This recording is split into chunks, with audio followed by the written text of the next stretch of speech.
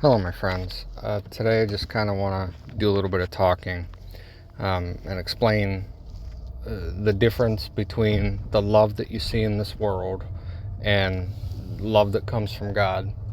And everybody knows about this school shooting, of course, that took place in Texas. And everything that comes out from it is the same thing that you see come out from every school shooting or every mass shooting or every mass event that causes casualties caused by the citizens of the nation. The same exact thing comes out. We need more laws, we need less guns, we got to ban this, we got to ban that, we need to do this, we need to do that. And this is a parable that Jesus spoke of. This is nothing new. This has been around for a long time, since Jesus spoke it 2,000 years ago. If I have a glass and I want to drink from this glass and it falls in a mud puddle, and then as I'm going to pick this glass up, I stumble over myself and I kick it and it goes further and deeper in the mud, and I pick this glass up, I can't drink from it then. So I take this glass over to the sink and I wash this glass off in water. But instead of washing the whole thing, I'm just instead cleaning up the outside of this glass. So the outside of this glass, I'm scrubbing and scrubbing, it looks fantastic. But whenever I go to pour my juice in it to get a drink and I take a drink of it, I still have a mouthful of mud and juice. Because when you clean the outside of something, it doesn't do anything to the inside of it. The glass still isn't fit to consume anything out of. And this is exactly what happens in the world. Every law that they would institute, everything that they would do to try to prevent these things from happening, all they're doing is cleaning the outside of a glass. The inside and the heart and in the culture and in the society and in the godness nature of mankind is where these things actually come from. That's why you'll never fix it by enacting or de-acting anything unless the heart first is fixed. And I'm going to speak another parable here, and this is about America. And I'll use a tree and fruit as this example. I plant a tree, and this tree, 5 years after I plant it, it is huge. It's producing fruits enough that I could fill up by the wheelbarrow full. I can fill my whole neighborhood off of just this one tree. And then 10 years, I come back and check on this tree again, and it's still producing a lot of fruit. But there's definitely, the branches are starting to thin out a little bit. It's not looking as good as it did 5 years before. 5 years later, I come back again to this same tree, and now I'm starting to see the leaves wither. It's starting to look a little brown. There's still fruits hanging off this tree, but now they're a lot less plentiful. What I used to be able to fill the whole neighborhood up with, now I'm just getting enough for me and my family and, you know, a couple of our neighbors down the street, and enough maybe to drop off, but it's not producing that much fruit. 5 years, I come back to this tree once more, and what do I see? I see this tree withered almost down to nothing. As a matter of fact, the only fruit that this tree is now producing is basically enough to fill my own household. I'm not getting anything extra out of this tree. In this parable, you can liken America to it, because this is exactly what has happened in this country. At one time, the people in this country, which was a 90% plus predominant Christian nation, in part the fulfillment of the promise to Abraham, it produced fruits that were plentiful enough to fill the whole world. In fact, the whole world learned to survive off of America. But yet, as the generations go by, the tree is much like my parable example, where it produces less and less fruit until finally, when you hit the end of the age in this great nation, it's only individual households that are producing fruit, because it has decayed and become that godless.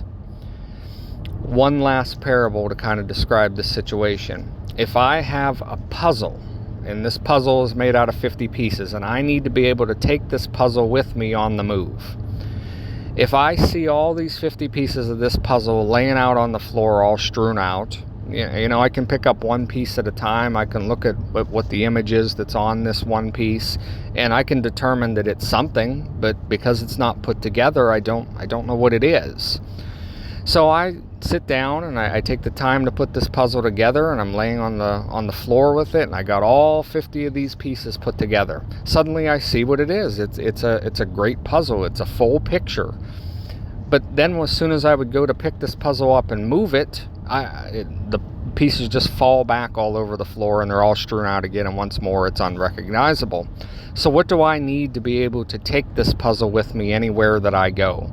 Well, I need a glue of some sort to stick these pieces down so that I could take it with me.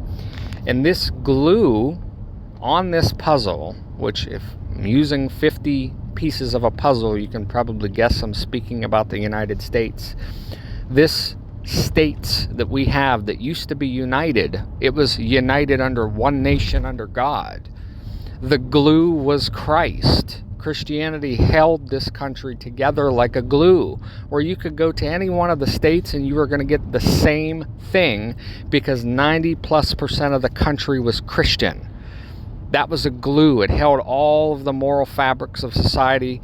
It kept the evil at bay. It didn't mean that there wasn't evil. There was plenty of evil in this country, but it was hidden in the dark. It was kept low because the greater amount of people in the country had that glue of morality that kept that puzzle together to where you could go to any state at any time and you would get the same balance of judgment and power. Today, we of course don't see this. As the nation turned more and more toward godless, you're going to see more and more of these things happen, and that's why you see it happening as an uptick. Now, to the specifics of this, I want to speak a little bit about what love brings about. Love brings about bravery. It is a unscientific, it's something that is, you can't quantify it. It's what separates apart a human being from an animal. And I'm talking about love. Bravery is a byproduct of love. Whenever you love, bravery kicks in, and an otherwise rational decision is suddenly made irrational due to the situation. Now let me explain this. These police that were all keeping people from going in to try to protect their kids, they themselves wouldn't go and protect their own kids. They wouldn't rush into the building. And why wouldn't they rush into the building? The police chief was speaking about it. Well, they didn't have a shield. They didn't have any means to go in there without, securing things. What if the gunman would have killed them? Then he could have took their guns and had more guns. That's the rational thought. And that otherwise is rational. You're thinking about your situation and you're trying to do the best you can to avoid the negative outcomes. But what that shows is there is no love present, because love brings about bravery, which is an irrational human thought. It's something that animals don't have. They don't have bravery. People will say, well, the dog was protecting me against this stranger. He went and attacked that stranger. He was so brave. No, the dog looks at you as a possession. If you're its owner, it looks like it's tied to you. It's defending its territory when it defends you. In the case of mankind, we don't just defend our own territory. We have bravery that comes out of love, causing us to be irrational. The police officers, if there's, 3 or 4 of them, 5 of them, however many there were, they could have put a plan together within a couple of seconds, grab a couple of desks or grab something, try to do something to distract. You rush in there, a couple people are going to get shot and killed. You're going to get the guy. That's life. That's being heroic. That's being brave. That's the thought process isn't sitting there trying to rationalize, well, what if this happens? What if that happens? In bravery, you're in the moment, and the Spirit of God, of goodness, overtakes you, and you do what's in your heart. And your heart is not rational when it's in love. They would have rushed in that building. They would have gotten killed, a couple of them. One of them would have got to the gunman because God would have been with them. And somebody, out of their bravery, could have saved many of lives, but yet they didn't, because there was no bravery. They were thinking rational. And rational thought comes from a lack of love and a dire situation. In a dire situation, you just act. Now, you think about, go back to World War II and think of 1944. Think about the landings on Normandy. You think those soldiers getting out of those boats, do you think they sat there and thought to themselves, boy, if I only had a shield, I could storm this beach. If I only had a shield, no, I'm not going to go. I can't do it. I'm going to go back, because what if the enemy grabs my gun after they kill me? then the Germans will have more guns and they'll beat us even more. That was not the thought. Why? Because people in 1944 were raised in love from their nuclear family, from the glue that bound the country together. They knew only bravery because there wasn't a choice. You either choose good or you choose evil. And by experiencing good and seeing a piece of evil, those who know the Word of God will always go to the side of good. Thus you have bravery. When there is no love, there can be no bravery. And in this circumstance of this school shooting, there was no bravery because there was a different kind of love involved. A rational thought of love, which is of the world, not of our Father. This happens. It's going to happen even more until the Lord comes, because this is a nation that has been under judgment for a long time, but she never recognized it until right now. And now you're in the time of sorrows and it's too late. It's an inescapable judgment because it's the end of the age. The godless will be removed, and everything that this world once was will all be destroyed in the coming fire. The only thing coming out of this country in the end of it is the people who are here who believe in Jesus Christ. And there's going to be two ways to exit that way too.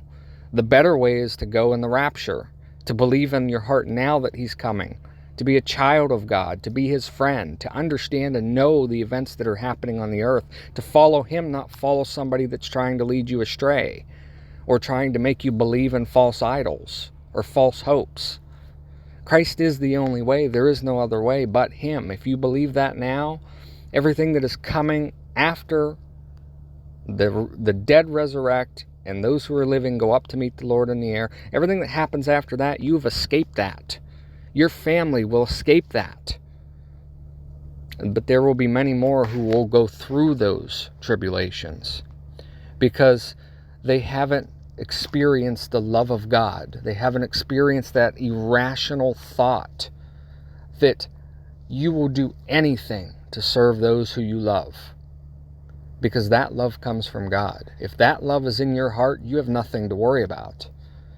If you even think that that love is not in your heart, if you cannot sit on these situations and be in agony over the abominations you see your own people committing, if you're not like Lot and just live in total agony when you see something like this over what this country has become over time, then the chances are you don't have the love of God in you, because this is a spirit of sorrows and it's over the whole world. It's inescapable. It's on the godly and the godless. Sorrows is over the whole world.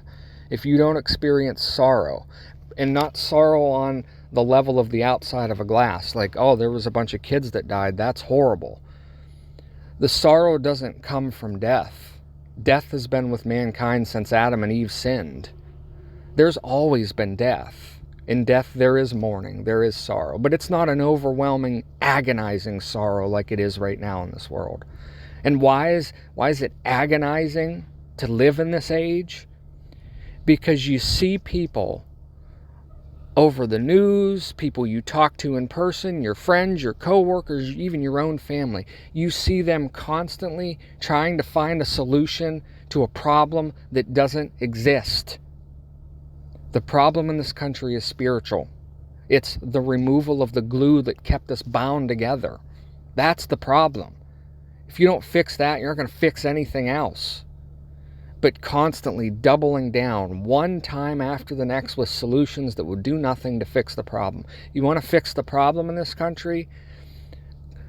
Have a husband and a wife, have a child, have them stay together, have them fall in love with their children will fall in love with them, and truly that child who has been loved by their parents will do and experience anything in their life, and they will go and err toward the side of good. And even those children are given decisions. Not all of them are going to make it through there, but most of them will, and most of them is what keeps a society intact, 90%. You're always going to have outliners, you're always going to have people that turn and are led astray. If the majority remains in glue, that little bit of looseness, water that gets in the bind, it's not going to completely destroy the whole country. It's not going to sweep it away like a flood.